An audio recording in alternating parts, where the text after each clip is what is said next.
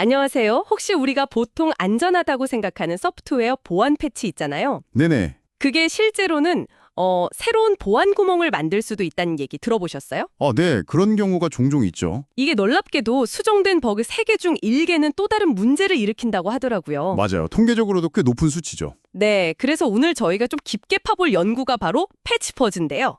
패치 퍼지요. 네, 이 아이러니한 상황을 역이용해서 그 웹브라우저나 앱의 심장 부인 자바스크립트 엔진, 여기 숨겨진 약점을 파헤치는 기술이라고 합니다. 그렇죠. 엔진 보안이 워낙 중요하니까요. 그래서 이 기술이 왜 중요하고 구체적으로 어떻게 돌아가는지 또 어떤 결과를 냈는지 핵심만 좀 빠르게 짚어보려고 합니다. 네, 좋습니다. 근데 잠깐만요. 이게 좀 버그를 고치려고 만든 패치가 오히려 또 다른 버그를 만든다는 게 선뜻 이해가 잘 안 가는데요. 왜 그런 문제가 생기는 걸까요? 그리고 왜 기존 방법으로는 이런 걸 찾기가 어려웠던 건가요? 네, 맞습니다. 그게 바로 이제 패치 퍼징의 좀 어려운 점인데요.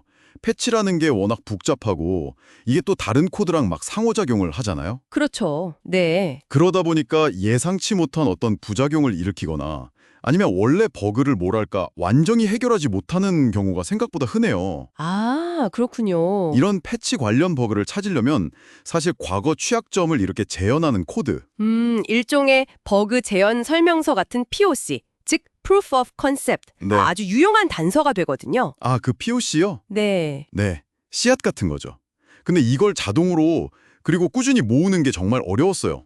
자동으로 모으는 게? 네, 관련 데이터베이스 같은 건 업데이트가 막 끊길 수였고요. 또 머신러닝으로 어떻게든 보안 패치를 찾아내려는 시도도 있었는데 네네. 이게 자바스크립트 엔진처럼 시스템이 복잡해지면 정확도가 정말 형편없었습니다. 형편없었다는 게 어느 정도 수준이었는데요? 그 정확도를 나타내는 지표 중에 F1 점수라는 게 있는데 이게 기존 머신러닝 모델은 0.09에 불과했어요. 0.09요? 1점 만점에. 네, 거의 못 찾는다고 봐야죠.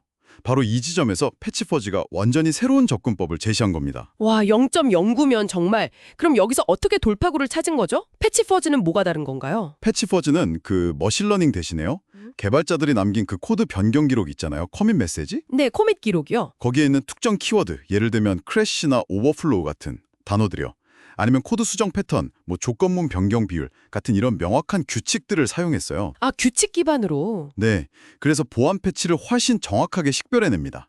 놀랍게도 이 방식의 F1 점수는 0.93에 달했어요. 와, 0.09에서 0.93이요. 이건 거의 완벽하게 찾아낸다는 거네요. 그렇죠. 정말 하늘과 땅 차이죠. 그렇게 찾아낸 패치에서 그럼 POC는 어떻게 활용하나요? 그 식별된 패치 기록 안에 보면요. 종종 테스트 케이스 형태로 POC가 포함된 경우가 많아요. 이미 들어있는 경우가 있군요. 네, 패치퍼즈는 이걸 자동으로 추출해냅니다. 그런데 여기서 또 문제가 추출된 폭주 중에 한 27.5% 정도는 문법 오류 같은 것 때문에 바로 실행이 안 됐어요. 네, 오류가 있을 수 있겠네요. 그렇죠. 근데 패치퍼즈는 이 오류마저도 자동으로 수정하는 규칙을 적용했습니다. 그래서 실행 가능한 폭주 비율을 오류율 8.4% 수준까지 확 낮췄어요. 오류 자동 수정까지요? 이야, 똑똑하네요. 네, 덕분에 이제 방대한 고품질 폭주 데이터셋을 구축할 수 있게 된 거죠. 그럼 이 폭주들을 그냥 무작위로 막 테스트하는 건가요? 아니요, 그건 아니고요. 그게 더 핵심인데요. 모든 코드를 막 다 뒤지는 대신에 과거에 문제가 자주 발생했던 곳, 일종의 단골 사고 지역이 있거든요. 네네. 연구진들은 이걸 핫코드라고 부르는데 전체 코드의 한 36% 정도 되고 파일당 평균 한 34번 정도 배치가 됐던 곳들이에요. 핫코드 집중 공략 지점이군요. 맞습니다. 이 핫코드랑 관련된 함수들에 집중하는 거죠. 그리고 코드의 이 특정 부분만 딱 골라서 추적하고 분석하는 기법, 이걸 계측이라고 하는데요. 이걸 사용해요. 선택적으로. 네, 전체를 다 보지 않으니까 훨씬 효율적이죠. 그리고 마지막으로 추출한 폭주를 그냥 쓰는 게 아니라 이걸 약간씩 변형, 즉 뮤테이션을 시켜서 새로운 버그를 찾습니다. 변형이요? 네, 원본 폭주의 핵심 구조는 유지해요. 그래야 기존 버그 경로를 놓치지 않으니까요.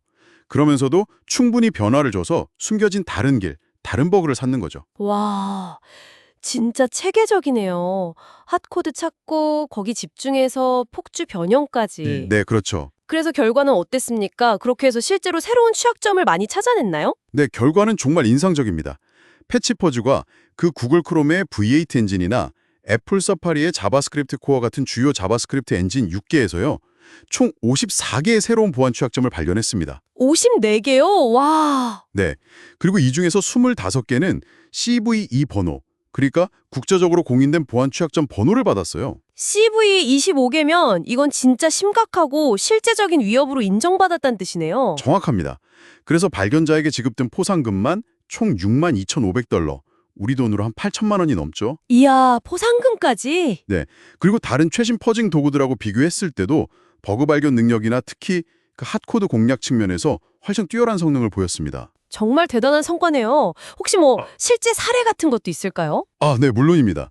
예를 들어서 마이크로소프트의 차크라코어 엔진에서 발견된 CVE 2018-077이라는 취약점이 있었는데요. 네. 그런데 이후에 패치퍼즈와 유사한 방식으로 기존 폭주를 정말 약간만 변형해서요. CVE 2018-8137이라는 또 다른 심각한 버그랑 또 우회 취약점을 연달아 찾아낼 수 있었습니다. 아, 패치가 됐는데도 그걸 뚫는 걸 또 찾았군요. 그렇죠. 이게 패치 검증이 얼마나 어렵고 또 폭주로 활용한 이런 정밀 타격이 왜 중요한지를 잘 보여주는 사례라고 할 수 있습니다. 와, 들어보니까 패치퍼즈는 그냥 버그 많이 찾는 걸 넘어서 뭐랄까 과거의 실수를 교훈 삼아서 더 안전한 소프트웨어를 만드는 데 기여하는 아주 영리한 방법 같네요. 네, 정확합니다. 패치 자체의 완전성을 검증하고 잠재적인 공격 경로를 미리 차단하는 데 큰 도움이 될 수 있습니다. 또 이 접근 방식은 자바스크립트 엔진뿐만 아니라 다른 종류의 복잡한 오픈소스 소프트웨어 보안 테스트에도 충분히 확장될 잠재력이 크다고 봅니다. 그렇군요. 적용 범위도 넓을 수 있겠네요. 네. 자, 오늘 저희가 패치퍼즈 이야기를 함께 나눠봤는데요. 마지막으로 이런 질문을 한번 던져보면서 마무리할까 합니다. 네. 이렇게 점점 더 정교해지는 자동화된 취약점 분석 기술이 있잖아요. 이런 것들이 앞으로 소프트웨어를 만들고 관리하는 방식 자체를 어떻게 바꿀까요? 그리고 개발자나 보안 전문가에게는 또 어떤 새로운 도전과 기회를 가져다 줄지 한 번쯤 생각해 보시는 것도 좋을 것 같습니다.